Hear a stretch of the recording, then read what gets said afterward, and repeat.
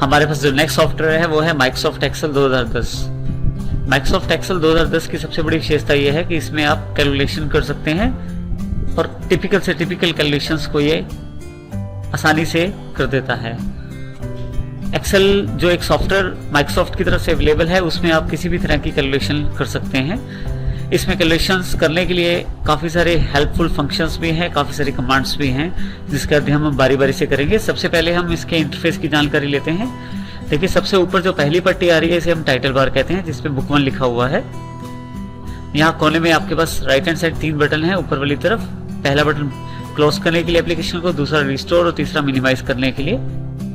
इसी तरह से हमारे पास जितने भी कमांड्स हैं वो टैब्स और रिबन्स में बटी हुई हैं। देखिए, टैब्स हमारे पास अवेलेबल हैं, tab, file tab, home tab, insert tab, इस तरह से काफ़ी सारे टैब्स अवेलेबल हैं।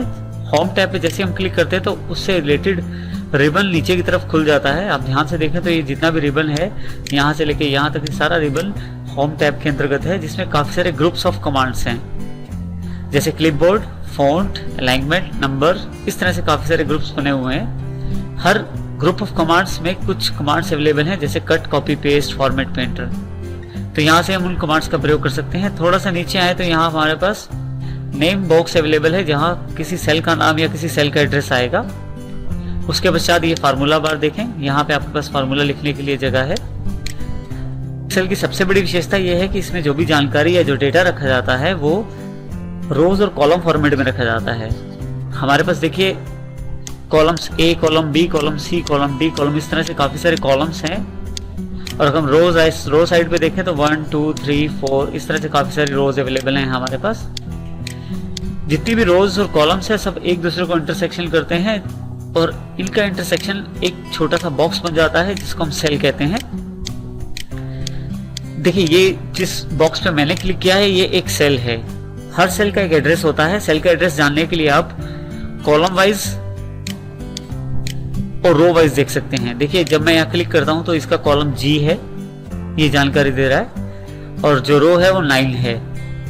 इस तरह से अगर मैं इस पे क्लिक करता हूँ तो देखिए I12 यानी कि I12, I जिसमें कॉलम है और 12 उसकी रो है। तो इस तरह से पूरा का पूरा जो एक्सेल है वो रोज और कॉलम्स और सेल्स में बटा हुआ है। इस छोटे से खाने को हम सेल कहते हैं, जिसकी सबसे बड़ी विशेषता है एक्सेल में। इसके पश्चात थोड़ा सा नीचे देखें तो हमारे पास बाय डिफॉल्ट एक्सेल के द्वारा 3 शीटें दी गई हैं, जिसमें हम बाय डिफॉल्ट पहली शीट पे काम कर रहे हैं। इसके अलावा आप और शीटें चाहे तो इस बटन से और शीट भी बना सकते हैं। नीचे की तरफ देखें, सबसे नीचे एक स्टेटस बार अवेलेबल है जहाँ रेडी लिखा हुआ है। यहाँ से लेके यहाँ तक स्टेटस बार अवेलेबल है, जहाँ जूम बटन भी आपके पास अवेलेबल है और कुछ पेज व्यूज भी अवेलेबल हैं यहाँ पे, जिनकी जानकारी हम बाद में लेंगे। इस तरह से ये जो इंटरफेस है ये एक्सेल का इंपॉर्टेंट इंटरफेस है। माइक्रोसॉफ्ट के द्वारा ये बनाया गया 2010 का एक्सेल का जो इंटरफेस है बहुत ही सरल बना दिया गया है, ताकि इस पे आसानी से काम किया जा सके। जैसा कि पहले हमने बात की, सेल्स एक्सेल 2010 का सबसे इम्पोर्टेंट पार्ट है। इन सेल्स में हम अपने डेटा को या इंफॉर्मेशन को स्टोर करते हैं, जो कि नंबर्स और टेक्स्ट किसी भी फॉर्मेट में हो सकती है। इंफॉर्मेशन को स्टोर करने के लिए आप उस सेल पे क्लिक कर सकते हैं जहां आप इंफॉर्मेशन स्टोर करना चाहते हैं या डेटा स्टोर करना चाहते हैं। जैसे यहाँ मैं नेम टाइप करना चाहता हूँ। देखिए, ये मैंने टाइप कर दिया। यदि आप ध्यान दें तो अभी तक मैंने सिर्फ टाइप किया है और इसको फाइनल नहीं किया है, अर्थात मैं चाहूं तो इस सेल में चेंजेस कर सकता हूं और कुछ भी टाइप कर सकता हूं दोबारा। परंतु जैसे ही मैं एंटर करता हूं, देखिए सेल जो है वो बदल जाता है और A1 के स्थान पर अब A2 सेल सिलेक्ट हो गया है। अब जो मैं कार्य करूंगा वो A2 सेल में होगा। इस प्रकार मैं सेल में डेटा या टेक्स्ट को एंटर कर सकता हूं। इसी के साथ साथ कीबोर्ड पे बनी हुई एरो कीज का प्रयोग करके आप राइट, डाउन, अप या लेफ्ट किसी भी दिशा में जा सकते हैं और कोई भी सेल सिलेक्ट कर सकते हैं। जैसा कि मैंने पहले बताया, आप क्लिक करके भी उस सेल को सिलेक्ट कर सकते हैं जिस सेल पे आप इंफॉर्मेशन एंटर करना चाहते हैं। यहां मैं अब हिंदी टाइप कर देता हूं और फिर से यहां राइट एरो की का प्रयोग करते हुए B1 के स्थान पर C1 सेल को सिलेक्ट कर लेता हूं और यहां पे मैं इंग्लिश टाइप करता हूं ENG। इसी तरह से फिर से राइट एरो की का प्रयोग करते हुए D1 सेल को सिलेक्ट कर लेता हूं और साइंस सब्जेक्ट टाइप कर देता हूं। देखिए इस प्रकार मैं एरो कीज का प्रयोग करते हुए आसानी से इन सेल्स में वैल्यू फिल कर सकता हूं, आसानी से इन सेल्स में अपना डेटा या इंफॉर्मेशन को स्टोर कर सकता हूं। यहाँ ये भी ध्यान देने योग्य बात है कि हर सेल का एक खास एड्रेस है। जैसे नेम जो है वो A1 सेल में, हिंदी B1 सेल में, इंग्लिश C1 सेल में और साइंस D1 सेल में स्टोर किया गया है। यहाँ उदाहरण में देखिए मैंने काफी सारी वैल्यूज टाइप कर दी हैं। अब मान लीजिए मैं किसी वैल्यू या डेटा में चेंज करना चाहता हूं, तो उस स्थिति में सबसे पहले मैं उस सेल को सिलेक्ट करूंगा जिस सेल पे मुझे डेटा को चेंज करना है या इंफॉर्मेशन को चेंज करना है। जैसे मैं A1 को चेंज करना चाहता हूं, तो जैसे ही A1 पे क्लिक करता हूं मेरा A1 सेल सिलेक्ट हो गया है। अब मान लीजिए मुझे यहाँ पे जो नेम का सबसे पहला लेटर है N, उसे बड़ा करना है। इसके लिए मैं ये जैसे ही कैपिटल लेटर लिखना शुरू करता हूं, पिछले वाला सारा डेटा क्लियर हो जाता है, पिछले वाला सारा वैल्यूज हटा दिया जाता है एक्सेल के द्वारा। लेकिन जैसे ही देखिए अभी मैंने इसको फाइनल नहीं किया है, फाइनल करने से पहले अगर मैं एस्केप दबा दूं तो फिर से नेम वापस आ जाएगा। इसका अर्थ ये हुआ कि यदि आपके सेल में पहले से डेटा है और आप उसको बदलना चाहते हैं, तो एक्सेल डिफॉल्ट रूप में पिछले वाली वैल्यूज को हटा के नई वैल्यूज फिल कर देगा। 22 की जगह मैं 55 भरना चाहता हूं, तो जैसे ही मैं 55 टाइप करता हूं 22 वाली वैल्यू को हटा दिया जाता है। और यदि मैं एंटर कर देता हूं यहाँ पे तो ये वैल्यू फाइनल कर दी जाती है। और यदि एस्केप बटन का प्रयोग कर लूं तो पिछली वाली वैल्यू मेरे पास वापस आ जाती है। अभी मैं यहाँ एस्केप बटन का प्रयोग कर लेता हूं जो आपके कीबोर्ड पे सबसे पहला बटन है। अब जैसे मेरी सबसे पहली रिक्वायरमेंट ये है कि नेम जो मेरे पास A1 सेल के अंतर्गत वैल्यू है, यहाँ नेम का फर्स्ट लेटर मैं कैपिटल करना चाहता हूं। इसके लिए मेरे पास दो तरीके सबसे सरल उपलब्ध हैं। सबसे पहले आसान तरीका, डबल क्लिक करें माउस का। जैसे ही डबल क्लिक करते हैं आपके पास देखिए फिर से जो सेल है वो एडिट मोड में अवेलेबल हो जाता है। अब मैं यहाँ पे N के पास जाकर N को डिलीट कर देता हूं और शिफ्ट के साथ N प्रेस करके कैपिटल N यहाँ पे एंटर कर देता हूं। इस प्रकार कैपिटल N यहाँ में टाइप कर देता हूं। इस प्रकार जैसे ही अब मैं एंटर करता हूं तो मेरे पास ये नई वैल्यू स्टोर हो जाएगी। इस प्रकार आप डबल क्लिक करके किसी सेल की पुरानी वैल्यू में आप चेंजेस आसानी से कर सकते हैं। दूसरा जो सबसे आसान तरीका है वो है F2 का प्रयोग। आपके कीबोर्ड पे F2 का बटन है। यदि आप F2 का प्रयोग करें तो सेल सीधा एडिट मोड में अवेलेबल हो जाएगा, अर्थात आप उसमें चेंजेस कर पाएंगे। जैसे यहाँ पे मेरे पास A2 सेल सिलेक्टेड है, जैसे ही F2 प्रेस करता हूँ मेरे पास देखें चेंज करने के लिए एडिट मोड अवेलेबल हो गया है। यहाँ पे मैं इस पहले वाले A को कैपिटल करना चाहता हूं तो मैं बैक स्पेस से इसे हटा देता हूं और शिफ्ट के साथ A प्रेस कर देता हूं और जैसे ही चेंजेस करने के पश्चात एंटर करता हूं मेरे पास ये वैल्यू फाइनल हो जाएगी। इसी प्रकार से विजय में मैंने V लेटर को कैपिटल करना है तो फिर से F2 प्रेस किया मैंने और V को हटाकर यहाँ पे कैपिटल V टाइप कर दिया है। जैसे ही एंटर करता हूं मेरी ये वैल्यू भी फाइनल हो जाएगी। इस प्रकार किसी भी सेल में चेंजेस करने के लिए मैं डबल क्लिक या F2 का प्रयोग कर सकता हूं और पहले से जो वैल्यू स्टोर है उसमें भी आसानी से चेंज कर सकता हूं। एक्सेल में हमारे पास सबसे पहली जो टैब अवेलेबल है उसका नाम है होम टैब।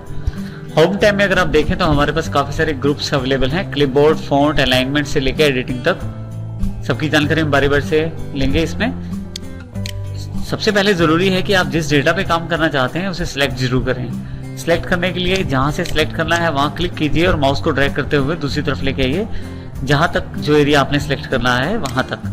देखिए जरूरी है जानना कि जो जहां से आपने सिलेक्ट करना शुरू किया था उस जगह व्हाइट स्पेस है, यानी कि व्हाइट सेल है, बाकी सेल्स ब्लू कलर में है, हल्के ब्लू कलर में, जिससे पता लगता है कि कहां से आपने शुरू किया था और कितना एरिया आपका सिलेक्टेड है। सबसे पहले हम जानकारी लेंगे फॉन्ट ग्रुप की। देखिए फॉन्ट ग्रुप में आपके पास अगर आप यहाँ जाएं तो सबसे पहले फॉन्ट का ऑप्शन है जिसमें आप डिफरेंट टाइप के फॉन्ट फेस ले सकते हैं। ये छोटा सा जो बटन दिखाई दे रहा है इसे ड्रॉप डाउन बॉक्स कहते हैं। यहाँ क्लिक करें तो काफी सारे ऑप्शंस आपके पास अवेलेबल हो जाएंगे फॉन्ट से रिलेटेड। जैसा फॉन्ट आप चाहते हैं वैसा फॉन्ट आप ले सकते हैं। फॉन्ट किस प्रकार का है वो जानकारी आपको ये फॉन्ट फेस वाला ड्रॉप डाउन बॉक्स तो दे ही रहा है। इसके साथ अगर आप अपने डेटा की तरफ देखें तो वो भी फॉन्ट के अनुसार अपना स्टाइल चेंज कर रहा है। तो जैसा फॉन्ट आप चाहते हैं वैसा लेके ओके कर दीजिए। इसके साथ ही दूसरा जो बॉक्स है वो फॉन्ट साइज का है। ड्रॉप डाउन बॉक्स पे क्लिक करें और जैसा साइज आप जितना बड़ा चाहते हैं फॉन्ट का उस पर क्लिक कर दें, वो फॉन्ट साइज अवेलेबल हो जाएगा। तीसरा ग्रो फॉन्ट साइज यानी कि इंक्रीज फॉन्ट साइज, यहाँ से आप क्लिक करके अपना फॉन्ट साइज बढ़ा सकते हैं और यहाँ से कम कर सकते हैं। ध्यान दें जो फॉन्ट साइज का बॉक्स है वहाँ भी साइज बढ़ाते हैं घटाते हैं तो वहाँ भी ये परिवर्तन देखने को मिलता है। इसके अलावा हमारे पास बी जो कि बोल्ड को प्रदर्शित करता है, बी पे क्लिक करें तो हमारे जो डेटा या टेक्स्ट है वो बोल्ड हो जाएगा। इस तरह से इटैलिक जिससे टेढ़ा अक्षर हो जाएंगे थोड़े से, और यू से नीचे उनके नीचे लाइन अवेलेबल हो जाएगी। आप चाहे तो यहीं से इन्हें ऑफ भी कर सकते हैं दोबारा क्लिक करके। यदि आप अपने बनाए हुए टेबल पे बॉर्डर देना चाहते हैं तो उसके लिए सबसे पहले आप अपने टेबल को सिलेक्ट कीजिए। जैसे मैंने ये टेबल बनाया है इसको सिलेक्ट कर लेता हूँ। सिलेक्ट करने के पश्चात फॉन्ट ग्रुप में मेरे पास यहाँ पे बॉर्डर कमांड अवेलेबल है जिसमें बॉर्डर के बहुत सारे ऑप्शंस अवेलेबल हैं। इसमें सबसे पहले यहाँ ड्रॉप डाउन बॉक्स जो राइट साइड पे आ रहा है बॉर्डर कमांड की, इसको मैं क्लिक कर लेता हूँ। तो देखिए मेरे पास बॉर्डर्स कमांड से रिलेटेड काफी सारे ऑप्शन अवेलेबल हो जाते हैं। अपने टेबल पे बॉर्डर देने के लिए मैं अलग अलग प्रकार का बॉर्डर प्रयोग कर सकता हूँ। इसमें यदि आप केवल एक तरफ बॉर्डर देना चाहते हैं तो ऊपर के बॉर्डर्स का प्रयोग कर सकते हैं, जैसे बॉटम बॉर्डर, नीचे की तरफ एक लाइन आ जाएगी बॉर्डर में, टॉप बॉर्डर, ऊपर की तरफ एक लाइन आ जाएगी, लेफ्ट बॉर्डर या राइट बॉर्डर। इस तरह से आप इनका चुनाव कर सकते हैं यदि आप किसी भी एक तरफ लाइन देना चाहते हैं। नीचे यदि आए तो आपके पास यहाँ पे ऑल बॉर्डर्स की कमांड है। जैसे ही मैं इसको क्लिक करता हूँ तो आप देखें यहाँ पे यदि मैं अपने सिलेक्ट किए हुए टेबल को डिसलेक्ट करूं अर्थात बाहर क्लिक करूं, आप देखेंगे यहाँ पे कि मेरे टेबल पे बॉर्डर अवेलेबल हो गया है। इसी तरह से यदि मैं इस बॉर्डर को हटाना चाहता हूं तो फिर से सिलेक्ट कर सकता हूं बॉर्डर को, और यही फिर से ड्रॉप डाउन बॉक्स से मैं नो बॉर्डर पे यदि क्लिक कर दूं तो बॉर्डर्स हट जाएगा। इसी प्रकार से यदि आप चाहें तो केवल आउटसाइड बॉर्डर प्राप्त कर सकते हैं जो केवल आपके टेबल के बाहरी तरफ अवेलेबल रहेगा। इसी तरह से थिक बॉक्स बॉर्डर भी आप प्राप्त कर सकते हैं जो एक मोटा बॉर्डर रहेगा आपके टेबल के बाहर की तरफ। यदि मैं इसे क्लिक करूं तो आप देखें यहाँ पे बाहर की तरफ ये बॉर्डर अवेलेबल हो गया है जो कि थिक बॉर्डर के रूप में अवेलेबल है। यदि मैं इसे हटाना चाहता हूं तो फिर से सिलेक्ट कर लेता हूं और ड्रॉप डाउन बॉक्स से मैं नो बॉर्डर पे सिलेक्ट कर देता हूं। तो देखिए अब ये बॉर्डर हट गया है। इसी के साथ साथ फिर से सिलेक्ट करने के बाद नीचे भी काफी तरह के बॉर्डर अवेलेबल है, जैसे थिक बॉटम बॉर्डर, नीचे की तरफ थिक एक बॉटम बॉर्डर अवेलेबल हो जाएगा, टॉप और बॉटम बॉर्डर ऊपर और नीचे की तरफ बॉर्डर अवेलेबल होगा, और top and thick bottom border ऊपर टॉप बॉर्डर और नीचे एक थिक बॉटम बॉर्डर अवेलेबल हो जाएगा। और यहाँ पे top and double bottom border भी है जिसमें ऊपर की तरफ टॉप की तरफ सिंगल लाइन और नीचे की तरफ डबल बॉटम बॉर्डर में 2 लाइनें अवेलेबल हो जाएंगी। इस प्रकार से इन बॉर्डर ऑप्शंस का प्रयोग कर सकता हूं मैं। अगर आप ध्यान दें तो यहाँ पे जितने भी ग्रिड्स हैं बाय डिफॉल्ट ये हमारे पास, अगर इसे प्रिंट निकालते हैं तो विद प्रिंटिंग में ये ग्रिड्स नहीं आती जो पिछली तरफ दिखाई दे रही हैं। अगर आप चाहते हैं ये ग्रिड्स दिखाई दें तो सिलेक्ट करके आपको टेबल के साथ बॉर्डर देना जरूरी हो जाता है। अगर आप बॉर्डर देंगे तो आपके जो ये टेक्स्ट बॉर्डर है यानी कि ये जो ग्रिड्स अब बनाई है आपने ब्लैक कलर वाली, ये सारी ग्रिड्स वहां प्रिंटिंग में भी आएंगी, बाकी कुछ प्रिंटिंग में नहीं आ पाएगा। अगर आप चाहते हैं बॉर्डर हटाना तो यहाँ क्लिक करके नो बॉर्डर पे क्लिक कर दीजिए। बॉर्डर के काफी सारे स्टाइल अवेलेबल हैं, आप किसी भी तरह का बॉर्डर स्टाइल यूज कर सकते हैं। अभी मैं इसे नो बॉर्डर यूज कर रहा हूँ। सिलेक्ट करके अगर हम यहाँ पे थिक बॉर्डर आउटसाइड कर दें तो सिर्फ बाहर वाली साइड एक थिक बॉर्डर आ जाएगा। नहीं चाहिए तो हम यहाँ से इसे नो बॉर्डर पे क्लिक करके ऑफ भी कर सकते हैं। इस तरह आप डिफरेंट बॉर्डर्स का प्रयोग कर सकते हैं। नीचे हमारे पास काफी सारे ऑप्शन है बॉर्डर्स कलर से रिलेटेड और बॉर्डर के स्टाइल से रिलेटेड। अगर लाइन कलर चूज करना है तो जो कलर मैं चूज करना चाहता हूँ उस पर क्लिक करूंगा। इसके अलावा मेरे पास यहाँ पे border grid, erase border, line style भी अवेलेबल है। जैसा मैं लाइन स्टाइल चाहता हूँ वैसा ले लूंगा मैं। इसके पश्चात ऑल बॉर्डर पे जैसे ही मैं क्लिक करूंगा तो देखिए बॉर्डर उस स्टाइल और उस ग्रिड में अवेलेबल हो जाएगा। जिस स्टाइल और ग्रिड को मैंने लिया था। अगर आप चाहें तो ड्रा ग्रिड से आप बॉर्डर ड्रॉ भी कर सकते हैं। ड्रा बॉर्डर ग्रिड पे क्लिक कीजिए, एक पेंसिल अवेलेबल हो जाएगी। अब जितना भी आप ग्रिड से ड्रॉ करना चाहते हैं वो ड्रॉ कर सकते हैं। दोबारा ऑप्शन ऑफ करने के लिए वहीं पे क्लिक कर दीजिए, आपका ऑप्शन ऑफ हो जाएगा। इस तरह से आप बॉर्डर का प्रयोग कर सकते हैं। किसी भी कमांड को अंडू करने के लिए आपके पास ऑप्शन होता है कीबोर्ड पे कंट्रोल और उसके साथ Z। तो मैं कंट्रोल और Z का प्रयोग करके अपने डेटा को एक सिंपल रूप में ले आता हूं, जैसे कि मेरे पास पहले अवेलेबल था। ये देखिए मेरे पास डेटा नॉर्मल फॉर्मेट में अवेलेबल हो गया है। इसके अतिरिक्त हमारे पास नेक्स्ट जो कमांड अवेलेबल है वो बैकग्राउंड यानी कि फिल कलर के रूप में है। अब यहाँ क्लिक कीजिए और यहाँ से कोई भी कलर आप फिल कर सकते हैं अपने टेबल यानी कि जो आपने टेक्स्ट लिखा है या डेटा लिखा है उसके पीछे। ये फॉन्ट कलर उसके फ्रंट कलर को यानी कि फॉन्ट कलर को दिखाता है। आप यहाँ पे कोई भी कलर लेके क्लिक कर दीजिए, देखिए वो फॉन्ट कलर अवेलेबल हो जाएगा आपके पास। अगर आप नहीं चाहते को कलर देना तो यहाँ पे नो फिल क्लिक कर दीजिए। अगर आप फिल कलर में जाके नो कलर फिल कर देंगे तो वहां से कलर हट जाएगा। इसी तरह से अगर आप यहाँ पे ऑटोमेटिक कलर कर देंगे फॉन्ट कलर में तो ये कलर सिंपल ब्लैक कलर में वापस आ जाएगा। इस तरह से ये हमारी फॉन्ट के ऑप्शन है जिनका हमने अभी अध्ययन किया है। नेक्स्ट ग्रुप जो हमारे पास अवेलेबल है वो है अलाइनमेंट का। अलाइनमेंट को समझने से पहले हम लोग ये जानकारी लेते हैं कि जो आपकी कॉलम्स और रोज की आप हाइट और विड्थ बढ़ा सकते हैं। इसके लिए आप केवल माउस को दो कॉलम्स के बीच में रखिए। जो बीच वाली लाइन है आप देखेंगे कि प्लस का एक निशान आ जाता है। अब आप लेफ्ट क्लिक दबा के अगर लेफ्ट साइड या राइट साइड मूव करते हैं तो वो कॉलम की विड्थ बढ़ा देगा। इसी तरह से दो रोज के बिल्कुल बीच में सेंटर में रखेंगे तो आप रोज की हाइट भी बढ़ा सकते हैं। अब हम लोग समझते हैं अलाइनमेंट को। देखिए मैं सिलेक्ट कर लेता हूं अपना डेटा। यहाँ से हमारे पास काफी तरह की अलाइनमेंट अवेलेबल है, जिसमें टॉप अलाइनमेंट जिसमें सारे अक्षर देखिए जितने भी अक्षर हैं वो सब टॉप साइड पे चले गए हैं, मिडल और बॉटम अलाइनमेंट। इसी तरह से लेफ्ट अलाइनमेंट, सेंटर और राइट। तो इस तरह की अलाइनमेंट का प्रयोग कर सकते हैं। मैं मिडल अलाइनमेंट का प्रयोग कर लेता हूं ताकि मेरे जितने भी अक्षर हैं वो मिडल में अवेलेबल हो जाएं। इसके अलावा मैं टेक्स्ट की ओरिएंटेशन भी सेट कर सकता हूं। मुझे जैसे मान लीजिए इस फर्स्ट रो है इसकी ओरिएंटेशन सेट करनी है तो इसके लिए मैं टेक्स्ट ओरिएंटेशन पे जाऊंगा। देखिए डिफरेंट टाइप के मेरे पास ऑप्शंस अवेलेबल हैं। मान लीजिए मैं एंगल काउंटर क्लॉकवाइज करना चाहता हूं तो जैसे ही क्लिक करूंगा तो जितना भी टेक्स्ट मेरा सिलेक्टेड था वो एंगल काउंटर क्लॉकवाइज अवेलेबल हो गया है। आप चाहें तो वर्टिकल टेक्स्ट, चाहें तो इसमें विभिन्न तरह के टेक्स्ट के स्टाइल अवेलेबल हैं, उनका प्रयोग कर सकते हैं। कंट्रोल Z करके हम पहले इसे अपने टेबल को फिर से उसी पोजीशन में ले आते हैं जो पोजीशन हमारे पास अवेलेबल था। अलाइनमेंट जो ग्रुप है उसमें नेक्स्ट कमांड जो हमारे पास अवेलेबल है वो है डिक्रीज इंडेंट और इंक्रीज इंडेंट। सबसे पहले मैं अपने डेटा को सिलेक्ट कर लेता हूं। मैंने थोड़ी सी कॉलम की विड्थ बढ़ा दी है। अब यहां से अगर मैं डिक्रीज और इंक्रीज इंडेंट का प्रयोग करना चाहता हूं तो देखिए सबसे पहले इंक्रीज इंडेंट पे क्लिक करूंगा तो जितना भी डेटा है वो राइट हैंड साइड ट्रांसफर हो रहा है। इसी तरह से इंक्रीज इंडेंट में डेटा राइट साइड ट्रांसफर होता है, डिक्रीज इंडेंट में ही data left hand side transfer हो रहा है। ध्यान रखिएगा आपकी अलाइनमेंट भी इंडेंट पे असर डालती है, इसलिए अलाइनमेंट का प्रयोग करते समय ध्यान रखिए आपके डिक्रीज इंक्रीज इंडेंट के प्रयोग को। अलाइनमेंट जो ग्रुप है उसमें नेक्स्ट कमांड हमारे पास रैप टेक्स्ट की है। रैप टेक्स्ट का अर्थ है कि अगर एक लाइन में या एक सेल में आपका डेटा पूरा नहीं आ रहा तो क्या वो उसे दूसरे लाइन में ट्रांसफर करे या उससे कुछ नीचे की तरफ ट्रांसफर करे। सबसे पहले हम एक लाइन लिख के देखना चाहते हैं वो क्या कर रहा है बाय डिफॉल्ट।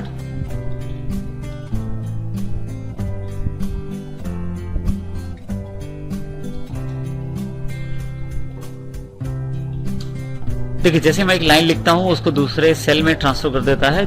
जो लाइन मैंने लिखी है उसके लिए वो दो सेल्स को इकट्ठा करके एक सेल्स में ट्रांसफर करता है, और जो लाइन है अगर वो एक सेल में पूरी नहीं आ रही तो उसे दूसरे सेल में ट्रांसफर कर देता है। अब मैं रैप टेक्स्ट ऑन करता हूं।